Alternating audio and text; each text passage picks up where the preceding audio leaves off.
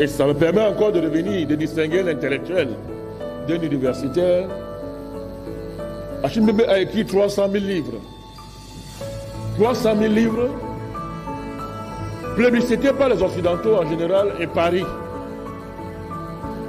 Mais il a été extrêmement brillant et il a réfléchi sérieusement pour dire que Macron a été élu par les Africains et c'est à M. Macron qui doit aller donner les résultats de ses réflexions pour que Macron vienne changer l'Afrique.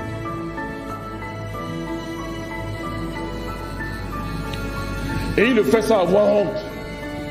Et il porte des lunettes pour le faire. Vous voyez très bien que on peut écrire 100 000 livres et faire des choses comme ça. Voilà pourquoi pour nous, nous n'avons aucun respect pour Achille Mbembe. Et je sais que ça peut mettre mal à l'aise, professeur Yabara, quand je parle comme ça. Mais parce que indépendamment de leur relation, mais il faut faire la part des choses entre l'universitaire reconnu qu'il est et ses positions politiques. On lui dit de faire la différence. Mais moi je dis il n'y a pas de différence. Il n'y a pas de différence. On ne peut pas distinguer le travail théorique universitaire dans lequel quelqu'un s'est investi toute sa vie et ses positions politiques, surtout dans une période comme celle-ci, où l'Afrique négocie un tournant et tout ce que M. Mbembe a toujours à faire, c'est de s'opposer au panafricanisme. Il ne se pose pas seulement, il écrit des livres, des documents pour nous dénigrer, nous attaquer. Et ce qui est grave, c'est qu'il dit des choses sur des personnes qu'il ne connaît pas. Mbembe, moi particulièrement, Malakali, je le suis depuis 30 ans, même 35 ans. Moi. Et nous avons déjà nous affronter par le passé au Cameroun, à travers les journaux, il y a les archives, sur ces positions toujours extrêmement ambiguës. Et je vais rester poli. Mais il a le droit de les avoir. Hein. Et nous, on fera tout pour qu'il ne perde pas la liberté de dire ce qu'il dit. Mais la contrepartie sera que nous serons intransigeants comme nous sommes pour dire qu'il n'est pas digne de t'asseoir à la table de ceux que nous appelons intellectuels. Et qu'il est libre d'aller continuer à voyager avec M. Macron. Et d'aller faire les sommets de Montpellier.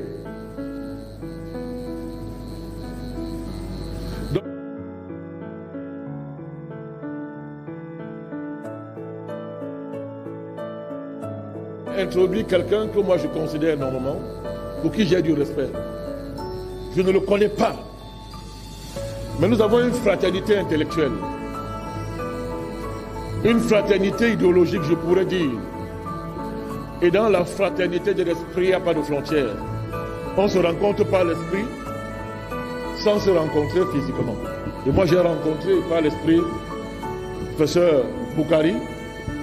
Je suis très à l'aise de l'introduire sur cette plateforme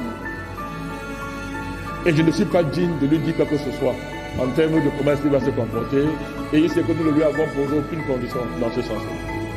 Donc je vous demande d'applaudir et d'acclamer pour le professeur Yabara Boukari.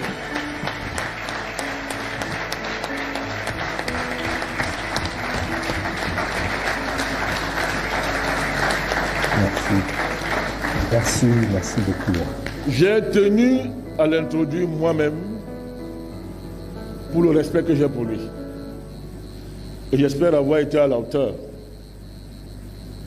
de l'introduction qu'il mérite. Professeur, vous avez la parole. Merci, Président. Merci beaucoup pour l'accueil, pour l'introduction, pour l'invitation. Et échanger avec vous-même en distance. Donc, je voudrais donc remercier le Mouvement Populaire et son président Bandakani pour l'invitation à ce congrès qui est important pour nos débats et nos échanges.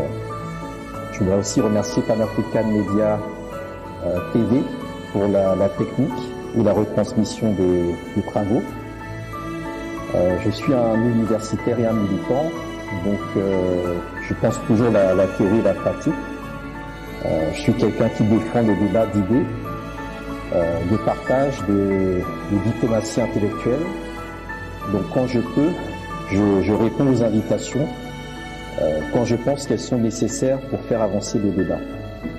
Donc je voudrais aussi remercier tous les participants, les intervenants, les autres panélistes et le public pour sa présence et pour son accueil chaleureux parmi vous, même si je suis en distanciel. Alors je pense aussi que la cause que nous défendons est plus grande que les personnes que nous incarnons, parce que notre vie ici est limitée et d'autres avant nous ont fait et d'autres après nous feront. Donc il est important que nous restions concentrés sur les causes qui nous font vivre, les causes pour lesquelles nous sacrifions, nous engageons nos personnes. Et le panafricanisme en fait partie, c'est l'une des causes les plus importantes de ce XXIe siècle.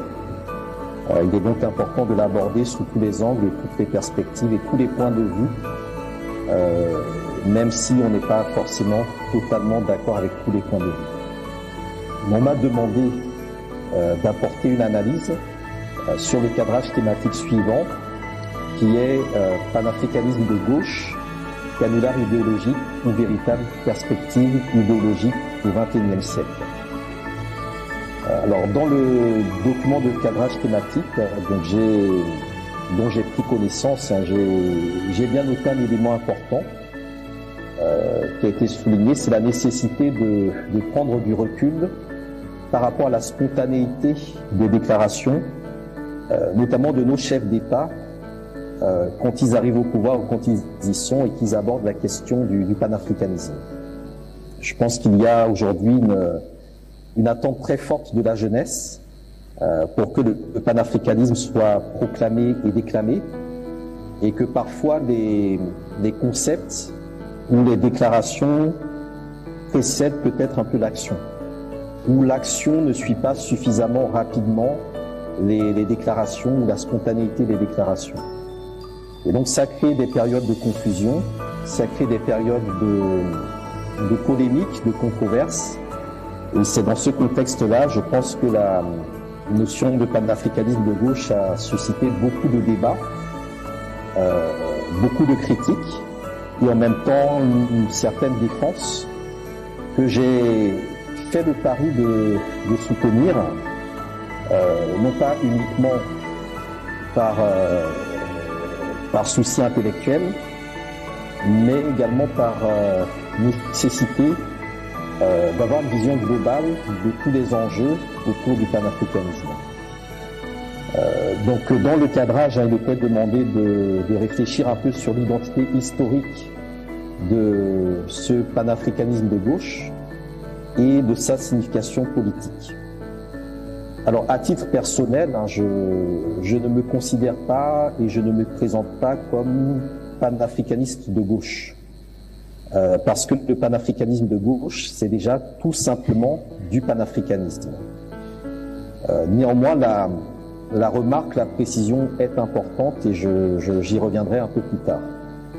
Je pense que c'est important de rappeler déjà que le panafricanisme, c'est un mouvement de résistance qui est né dans la diaspora contre l'esclavage et la ségrégation raciale parmi les peuples noirs déportés dans les Amériques, et que ce mouvement a ensuite rejoint le continent pour aider ceux qui étaient restés sur le continent à se libérer du colonialisme. Sachant que la définition du colonialisme, c'est l'esclavage à domicile. Ceux qui ont été déportés ont été exploités à l'extérieur du continent, ils ont construit les Amériques. Ceux qui sont restés sur le continent ont été dépossédés de leurs terres, dépossédés de leurs identités, spiritualité, économie, etc. Et donc l'enjeu du panafricanisme, c'est de nous réapproprier notre identité, de nous réapproprier nos ressources et, in fine, donc notre souveraineté. Et pour y arriver, il faut construire des réseaux de solidarité. Et dans ces réseaux de solidarité, il y a un certain nombre de concepts, de positions, de situations qui expliquent qu'il peut être fait référence à d'autres types de luttes menées à d'autres échelles qui croisent également les luttes africaines. Donc dès le départ, je dirais que là aussi peut-être pour un peu déconstruire la thématique, je dirais que le panafricanisme de gauche